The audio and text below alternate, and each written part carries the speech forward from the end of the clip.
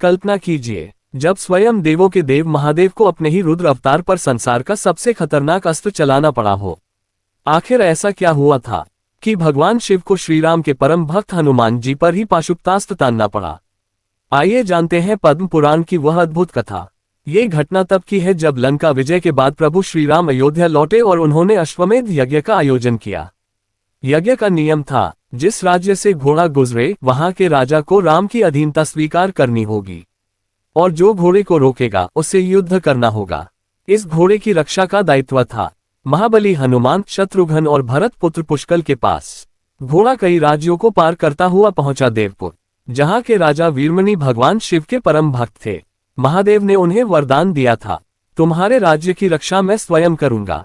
लेकिन तभी राजा के पुत्र रुक्मांगद ने अनजाने में उस घोड़े को पकड़ लिया और यहीं से शुरू हुआ भयंकर युद्ध।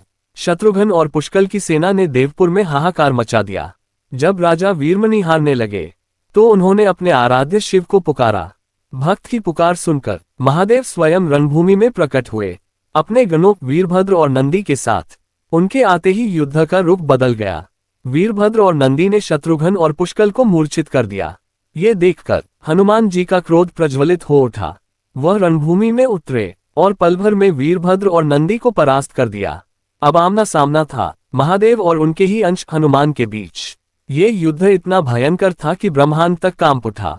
महादेव ने त्रिशूल चलाया, लेकिन हनुमान जी ने राम नाम लिया और उस त्रिशूल को ही निगल लिया। ये देख शिवजी प्रसन्न हुए, पर अपने भक्त को दिए वचन से बंधे थे। तब उन्होंने उठाया सबसे विनाशकारी अस्त्र पाशुपतास्त्र और उसे हनुमान जी पर छोड़ दिया। हनुमान जी ने बिना डरे बस श्रीराम का स्मरण किया और अपना सीना आगे कर दिया। चमत्कार देखिए, पाशुपतास्त्र उनकी छाती से टकराते ही शांत हो गया। राम नाम की शक्ति के आगे स्वयं महादेव का अस्त्र भी निष्क्रिय हो गया। ये देखकर महादेव भी आश्चर्यचकित रह गए।